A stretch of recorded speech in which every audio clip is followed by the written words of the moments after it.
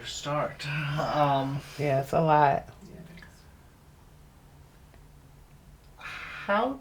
I mean, and also because I had the opportunity to read your transcript during the Hamrick trials, as well as see Kate Levy's documentary, where you were also featured in that too. Um, so I know a little bit about, you know, what you've said before in terms of how it affected you and how it made you feel. How do you think it affected your family, your kids? Well, I mean, even if you train your child and raise your child to be confident and secure, like that, living without water just it brings out every insecurity you can think of because you're always worried, Mm-hmm. and then it's like you're living a secret life. You're always worried if somebody knows. Mm-hmm. Do they know my water's off? I went to school today. Did I stink? Were my clothes okay? Did they know my water's off? What if they find? Because then my kids are worried not only about, oh, if they find out, the school might tell and we get taken, but they're also concerned about other people making fun of them and the stigma and the stereotypes that come out about people living with no water. Mm-hmm. And my daughter kind of gave me her perspective was like she's like it's kind of like being homeless, mom. Mm-hmm. Like they have all these stereotypes about homeless people, like they stink, they this and that. And she was like, some homeless people actually try to be clean and wash up and things like that. And she was like, I feel like that's how they look at us, like, oh, they don't have any water, so they're dirty. They don't think, you're a good parent, that you're not responsible, you're not paying your bills. Because I've actually met people, just in speaking, that a lot of people, the first thing they think is, oh, you just didn't pay your bill. And my thing is, even if that was the case, why would they allow my bill to get to $5,000 before they do something? And then, ironically, I've met people who didn't pay their water, and their water's still on. Mm-hmm. And I kind of feel like the reason they go after people who try to pay their water bill is because they can track them because they're getting some type of payment from them. If I move into a residence and the water's on and I never paid the bill, you don't know who to go after to do anything. You would think that they would just cut the water off. Like I had a person I knew in the community. She moved into a home and the water just said resident because no one would have been living in the home.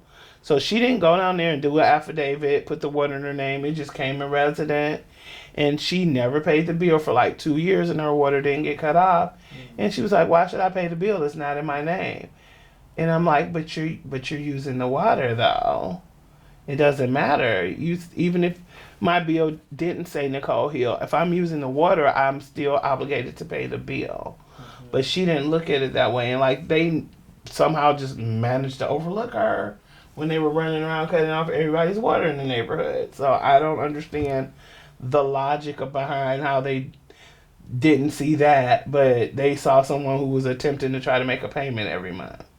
It's part of that weird logic where you said earlier, if it's got your name on it, Yeah, you're liable. yeah, exactly. Which also means that if it's you no longer live there, Mm-hmm.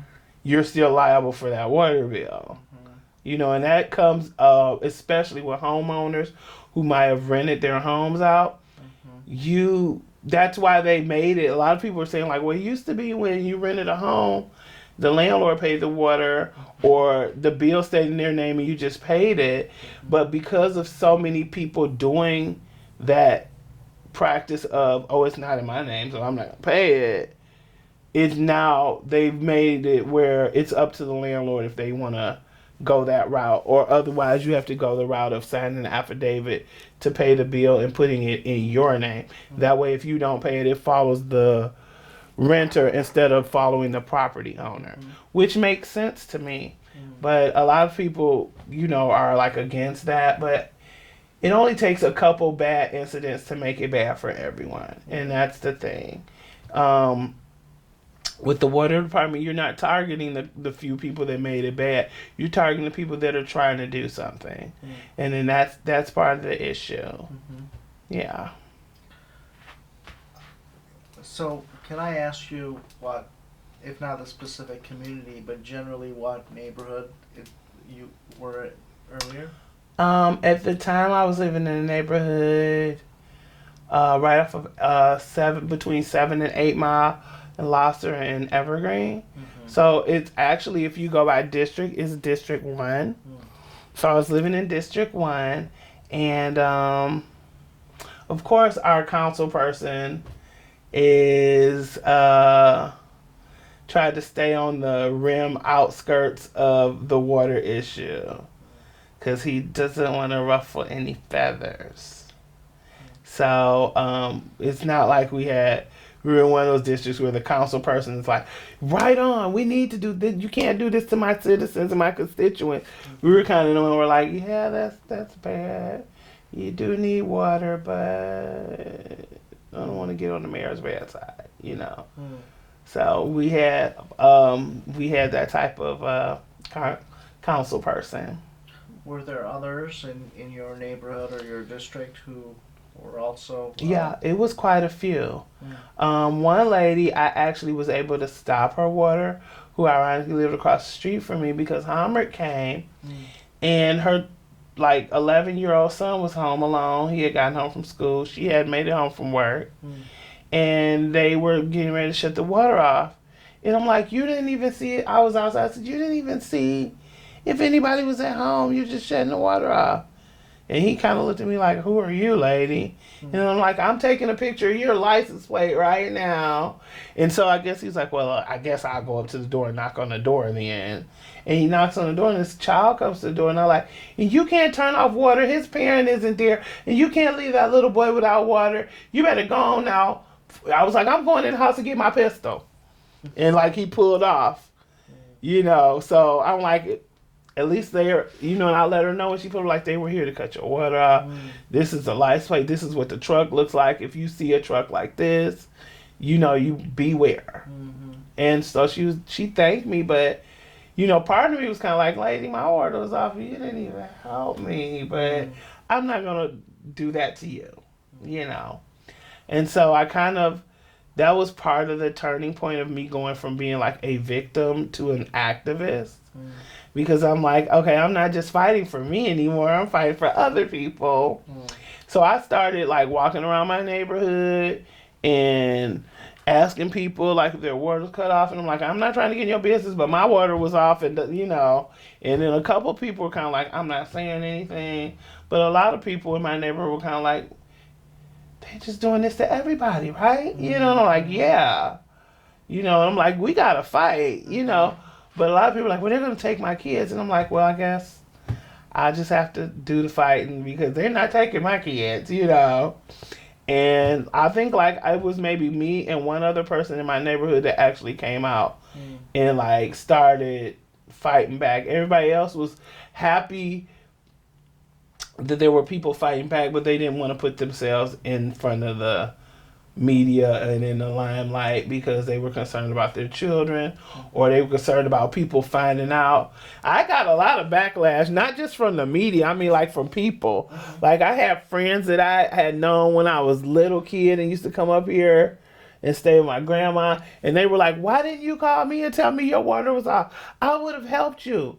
And I'm like, well, you got to realize that first of all, you don't want anybody to know. You don't know who to call because, if I haven't seen you in 10 years, but we talk on Facebook, doesn't mean I want you to know all my business. You can be an entirely different person now. And then you never know who is going to be the one that turns you in. So you really are very closed, which makes it hard to get assistance or help from people because you don't know who to trust. It really makes you a very skeptical person. So I just kind of stuck with the people that I knew, which was Michigan Welfare Rights, We the People, and the People's Water Board. I stuck with those three because I knew them and I had already seen their track record. And, I tried to connect other people in the neighborhoods with them as well. But a lot of people are just kind of looking for, I just need an answer. I just need you to fix this for me. and not realizing that they have to have a certain input in it as well. You know, it's not just about someone fixing. You have to learn how to fix it yourself too. Sometimes you just have to stand up and put your foot down and fight. So that's kind of like what was going on in the neighborhood, and then I noticed that it began to be a large influx, which I'm sure was not unplanned. That a lot of these people in my neighborhood whose water was shut off and couldn't afford to get it restored, they just moved. They left. Mm-hmm. So now there's a property, you know, that's open, and if that person owned the home and they left it, that's a home you can foreclose on because they moved. Or if they're a renter, that's someone that moved out of the neighborhood. Now the house is abandoned. It gets dilapidated. The landlord doesn't want it anymore. He lets it go. The city gets the house, and then wham bam, they have access to it, and that's, you know, money in their pocket. Mm-hmm. Which also kind of defeated the purpose, because then it helped to dwindle the number of people in the city as well. So, but I was shocked because I've seen at least 10 residents in that neighborhood that just moved. They moved somewhere else because they couldn't afford the water bill. Mm-hmm. And that's sad because that helped to gentrify that neighborhood. Mm-hmm. And I kind of think that between the city and the water department, that's exactly what they were trying to do, is gentrify the neighborhood. Because it's ironic that the neighborhoods that had a larger number of people moving out are being bought up by places like Rocket Mortgage and Quicken Loans. That's not ironic that Dan Gilbert has a hand in it. So I definitely think it was a bigger plan of emergency management to help gentrify the neighborhoods, and make them accessible to the elite. I'll put it that way. Yeah. So around the time that all this was happening, I'm also thinking about the broader trends. You know, there was the big recession going on nationwide. There was bankruptcy, of course, mm-hmm. emergency management.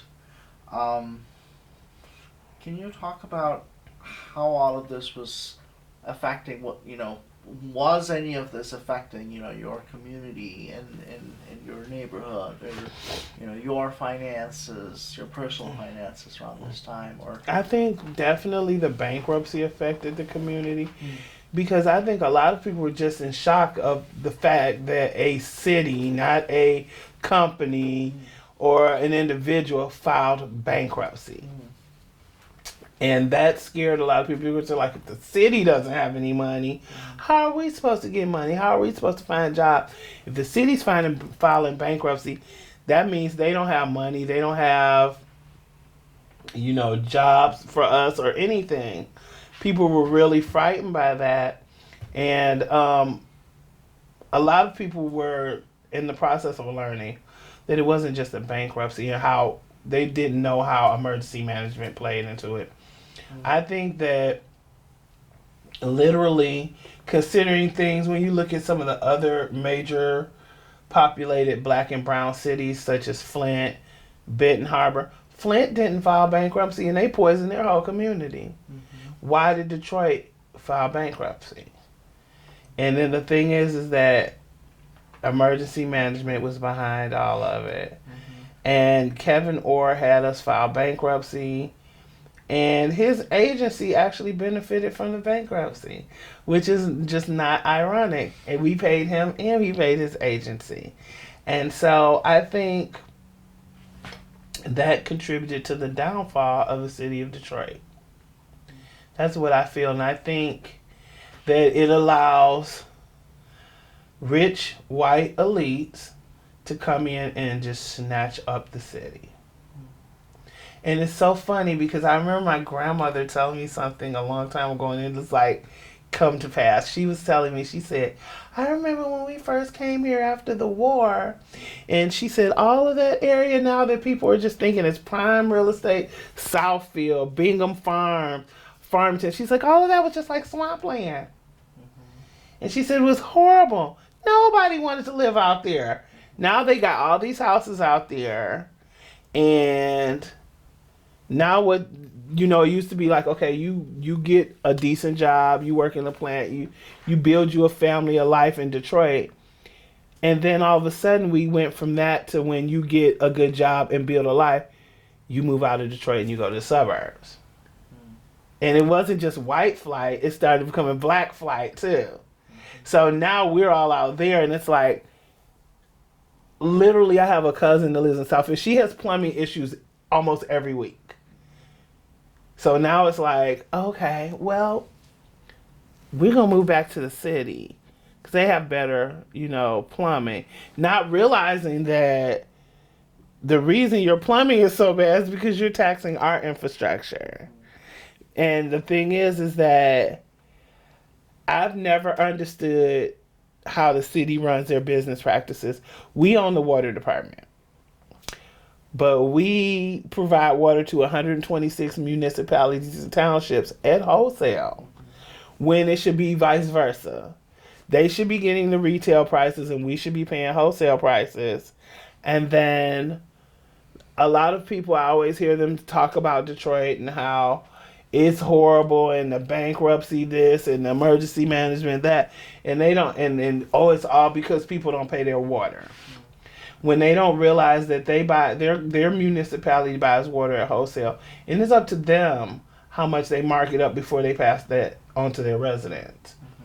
And I think if people realize that, then they'll stop blaming Detroit for all the issues and realize sadly, Detroit is the victim. It's not the perpetrator. And I think people don't see that, especially with like the evil emergency management, because Kevin Orr came in, took all power away from our elected officials, made all decisions, and then just ran back out the back door like he did nothing and left our city in shambles. Same thing happened in Flint. Same thing happened in Benton Harbor. And the only thing that all these cities have in common is their poor black and brown communities. That's it. Nothing else happened that would show any indication of a commonality except for that. So that means that you targeted poor black and brown cities to institute emergency management control over, to destroy the administration of that city, so that you could leave it at the whim of big banks and big executives with money to come in and just supposedly save the city, and which actually means buy up the city. So yeah. Listening to your story, a major, the mismanagement, I think, and misgovernance of just the billing system, keeping track of who's in charge or who's. That's a major prominent part of your story. Over Absolutely. There. It's not necessarily the water infrastructure, although you did have frequent water main breaks. The major character seems to be this mismanagement in the organization, right? Not only the mismanagement of the organization, but the denial that they made that mismanagement. Like till this day, no one that has the power to institute change in the water department will admit that these errors occurred. We'll have a customer service representative on the phone that will review stuff and say, well, that makes no sense. It seems as if you were being billed for this and this and that. We need to refer this to escalate this. But once it gets escalated, no one does anything about it. That's always the way it is. Because I believe if they admit that they made errors and start going through several accounts, they're going to find that there was a whole lot of errors they made and that they are going to be liable for it. And they don't want to do that. So it's easier to just sweep it under the rug, attempt to hide it. If you do get a customer service rep that does their job and find out information, we'll either just fire them or, we'll just decide that they don't know what they're talking about. So you mentioned the LIDA case. I'm not familiar with the specifics of that, but is there any legal effort to sue right now? It's been being legal effort made. It started out in our local courts, and it wasn't going well, so they ordered us and the water department into mediations at one point. And we went in front of Judge Shefferly, and Judge Shefferly did mediations. He had us at the table together, and then he met with each of us separately. And he basically came back and told us, like, the water department is only here because they were ordered by the court to be here. They have no plans on really listening in earnest to anything you say or even considering it an option, which was true. And this was during the bankruptcy hearings. They had us stop and go into mediation. And they still refused to listen to meet us at the table and meet us halfway, because we were then talking about the difference between assistance and affordability.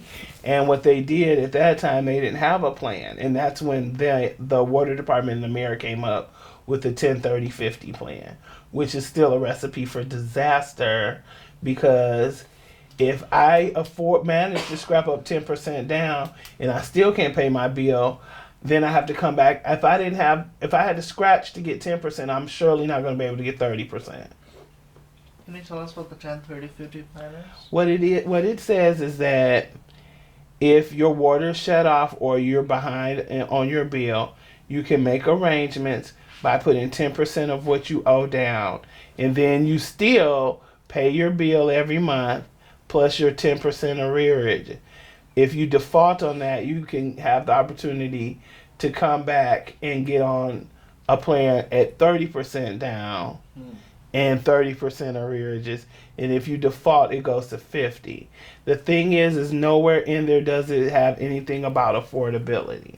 Nowhere in there does it say, okay, clearly if you could manage the 10% down and 10% arrearages a month, you're surely not going to manage 30. We need to figure out something different. That's just the plan that they're going with. And then they look at the groups of people that come in and rush in to pay their bill when they, said they were doing mass shutoffs, or come in to get on the 10-30-50 plan when they instituted that. They're not looking at what other factors are affecting. Yes, that person came in and gave you 10% down. But did they take that 10% from their, to get that 10%, did they take money from their DTE bill? Did they take money from their food budget? Did they slack on their rent?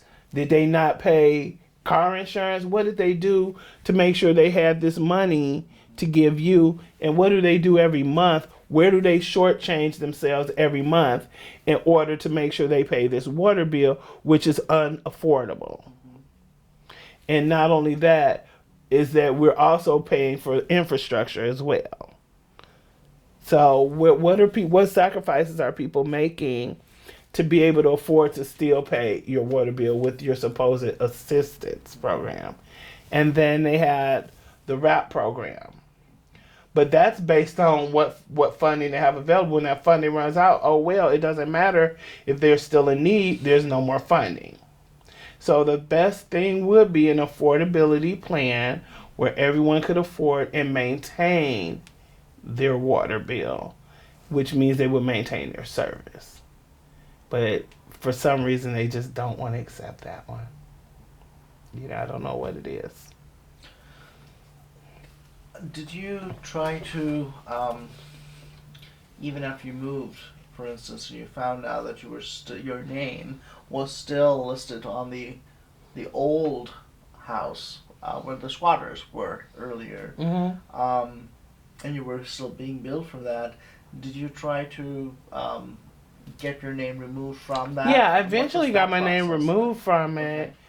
After just I had to literally send a letter to Florida, have the landlord certify that I was no longer living there and I hadn't been living there, despite having an affidavit showing that I moved in another house on a certain date. So it was like, even though I had information verifying it, that you still had to have other information verifying what you already had information verifying. So yeah, that's kind of like how they work. It's like, okay, give me everything in triplicate. They could have just said that from the beginning. It is so simple. Like, I need every bit of evidence in triplicate. because that's kind of like what I had to do. So, and they finally took my name off, but the thing is, they took my name off, but they refused to, credit my account. Mm-hmm. So they still had that chunk of from when I moved to when they took my name off the account on my bill, Mm-hmm. which meant that in total, when I filed bankruptcy, my bill was $5,735, and that was not including payments that I had been making. Mm-hmm. So that was that. It probably would have been more than that, and that's what I had to file for my bankruptcy on my water was $5,735 to get it off my credit, instead of them saying, okay, well, this much is from this address. Let's credit her account, take this off. That never happened. You've been through Katrina, Yes. and now and then you went through the water shutoffs in Detroit. Yes. Ironically enough, two very different crises related to water, but in some ways both really man-made disasters. Absolutely. Can you reflect a little bit about that? They're very similar in the fact that things that created the water department were known previously prior to them doing the mass shutoffs.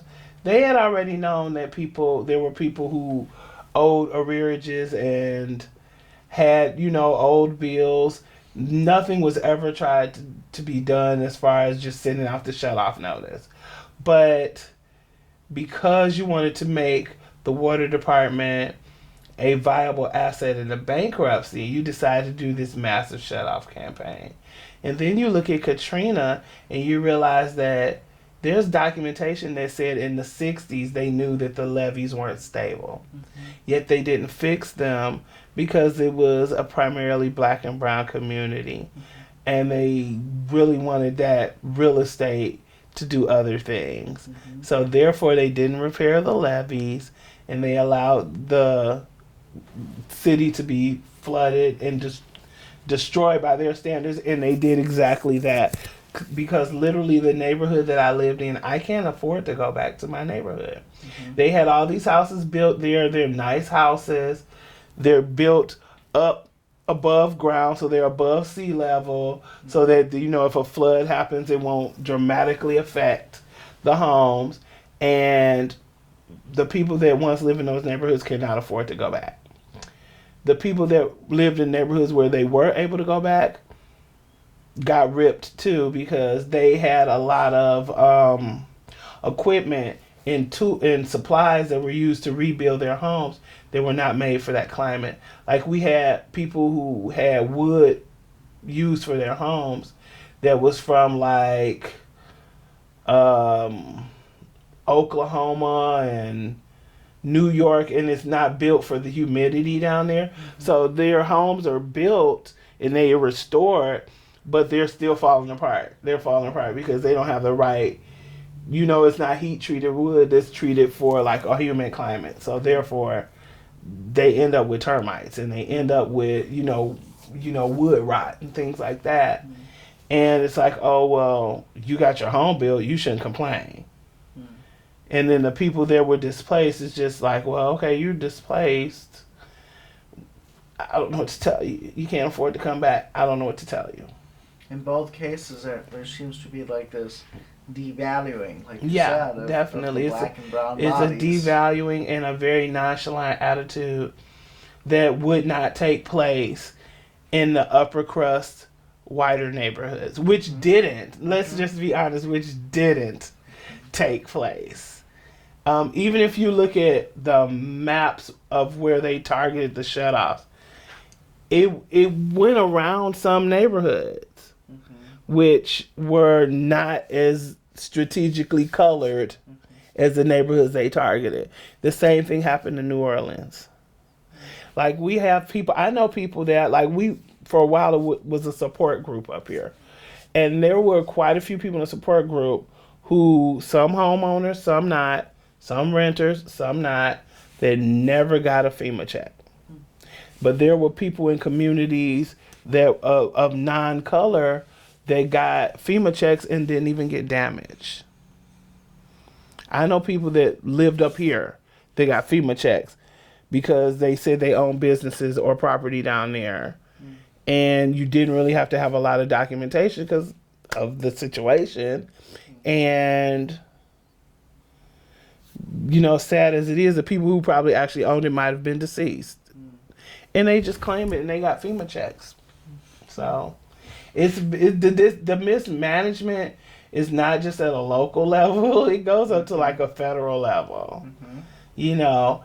And even here, it does. Like we haven't really got a big support backing from the state as regards of this. You know, it's okay to bring in emergency management and have someone who has no vested interest come in and take away all the power of our community leaders, our city council, even our mayor, and make all major decisions, one person, for an entire city with no one else to answer to.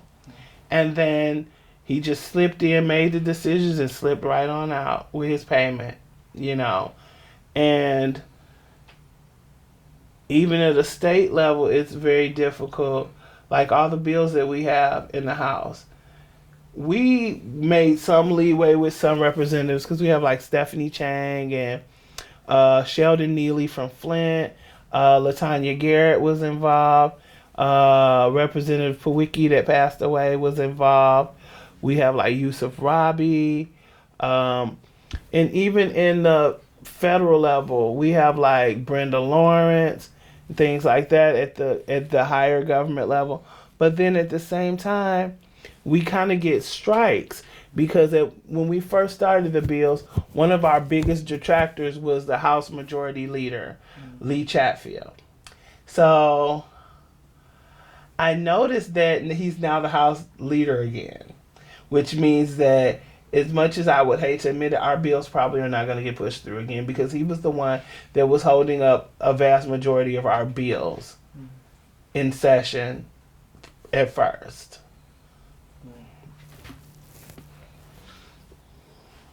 Tell us a little bit about your life since after bankruptcy, and then in the new place, and then you've also been, well, you were involved with community organizing back then too, but tell us about some of your present work. Well, the first thing since I moved,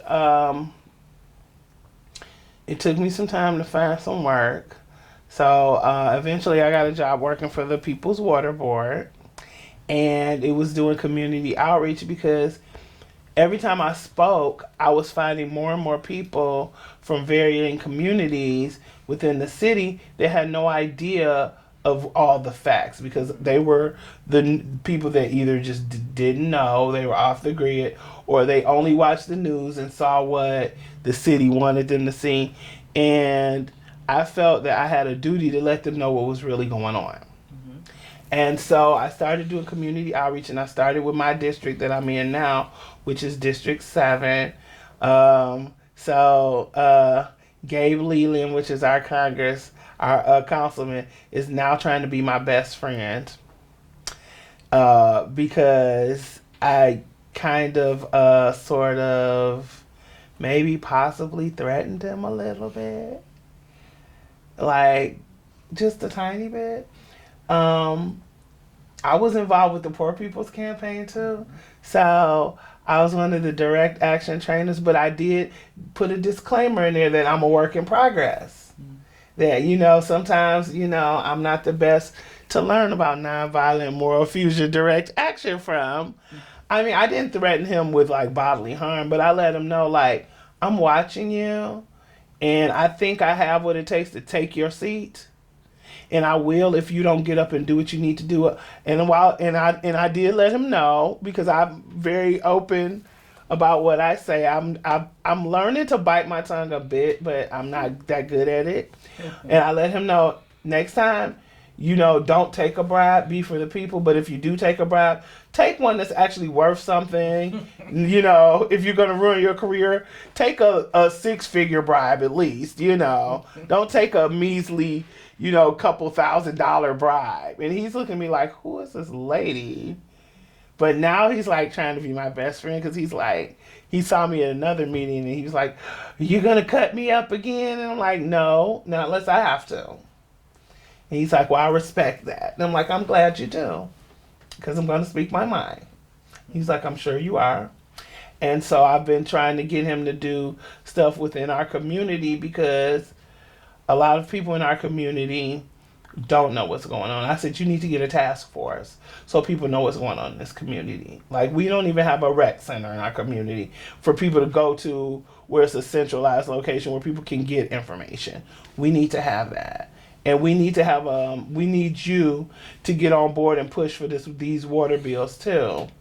And he was telling us that, like, back when he was, I guess, in the house, he was pushing for water bills and things like that before we actually had a list of bills.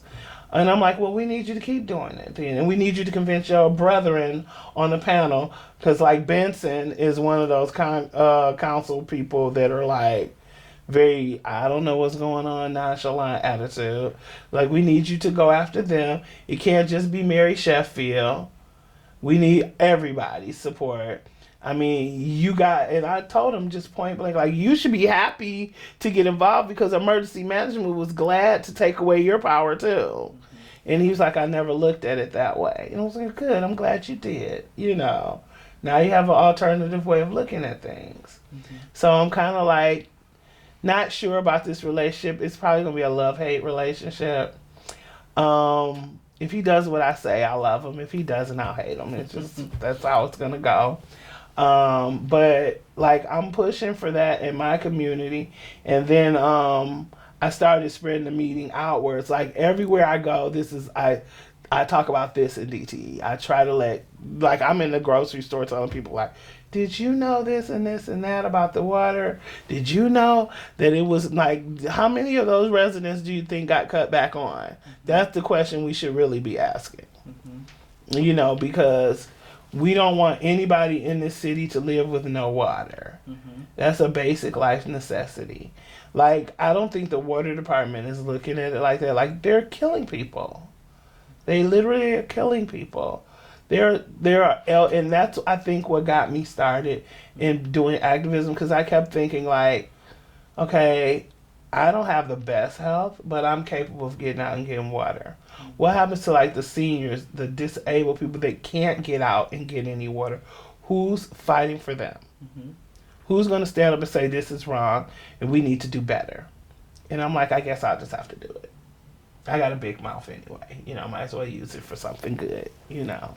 So, that's what I've been doing. I've been trying to make sure that everybody knows what's going on, and that and letting people also try to meet them where they are, and let them know that there's a space for you here, no matter what it is. Maybe you're not the person to get in front of a camera. Maybe you're the person that goes online and writes a comment. Maybe you can be a social media poster and let people know what's going on through social media. Maybe you're just the person that sits on the porch and tells everybody walking down the street, like, you know, they're doing this in the neighborhood. There's a place for everyone. You might be an artist. It's always something you can do. There's no excuse for anyone in our neighborhood and communities to be doing nothing. Because there's a place where you get in and fit in. If you're doing nothing, you're being complacent. And you can be complacent about something. This is not the issue to be complacent about. This is your life. Were you involved in organizing in New Orleans? I've been involved in organizing probably all my life when I think about it. Because my mother always kept me involved in something, and my dad was a little bit more aggressive with his organizing. Like, he used to be a Black Panther, so he was kind of more like, I'm gonna go out here and I'm gonna teach you how to use a firearm so you know what you're doing. And you know, he was the one that you literally got the man stories from. How are you? Okay. Yeah. So that was more my dad. My mom was more like, okay, I don't like the way the school is doing things, so I'm gonna run for the PTA. I don't like the way they're doing stuff at the senior center, so I'm going to get a community organization at the senior center. So I was always involved in something, and it just kind of like, I think I had like this moment when I was in my 20s where I was just like, it's all about me. I don't care about social justice or anything, you know. And it worked for about a year. And then my mother was like, so I heard they were doing this and this at your school, and you're not saying anything about it. And I was right back in. So, yeah, it's kind of been all my life. And I think, but this has just been, this and dealing with Katrina is probably been the hardest battle I've went through, because I was involved in like community organizing in Louisiana, but it was more so like around having youth programs and elderly programs, because like those are the two that like I think we're the only country that I see that doesn't revere their elders. And that's always been an issue for me, because I hang around old people all the time. But I've always felt like, even if they always preach to like young people, or they're the future, you still need that intersectionality between the elders and the youth, so that they know what they need to be fighting for in the future, and they know that they're not alone. Like, back in the day, I used to be out there with Dr. King, and I'll just sit there and listen like, okay, all right, I see what you said, you know, I get it. And like, okay, we need to do that now. We need to take it to the streets. A lot of issues that we do this about, we really need to take it to the streets. And I learned that from being around elderly people on how to take it to the streets and still be tactful. And I try to pass that on to my children, so I keep them involved in several organizations, whether they're youth-led or not. You know, like I drag my daughter, as you probably can see, to the meetings with me, even if she usually ends up on the couch sleep most of the time. Like when I did all my work with the Poor People's Campaign, all my kids traveled to Washington with me. My daughter my youngest actually became part of the organization and went and testified in front of Nancy Pelosi. So we're still debating on whether that went well or not, because she kind of threatened her, but at the same time, I think she got her point across. And I think that the fact that it was coming from a 12-year-old really put some fire under some of our Congress people's feet. That this 12-year-old is telling us, like, we're watching what you're doing, and we're the future, and we won't forget what you did to us. You know? So I think that's letting her know, like, the youth are the future. They're going to be the next set of adults. And we need to think about what path we're setting before them, and what legacy we're leaving for them. So I try to keep them involved in everything. Doesn't work that well with my son. If it's something doing with like the arts and culture, he'll do it. But he's just not, you know, he doesn't have the attention span to sit for long conversations. But my girls, they're like, yeah. I think some of it, you know, not to be sexist, is because they're hoping to be mothers one day. And they're like, what kind of world am I going to leave to my kids? So I'm not saying a man can't think about it, but you know, I think that definitely has a bearing on them thinking about that too. And I'm kind of glad that they're involved, because it seems like children are taking the forefront on the climate justice movement anyway. So I definitely want to keep them involved and let them know that it also helps them know that their opinions matter, you know. So that's kind of like what I've always been doing. I've always been the one in the class to be like, you know, I remember staging an organization to fight for our school lunches when I was in school.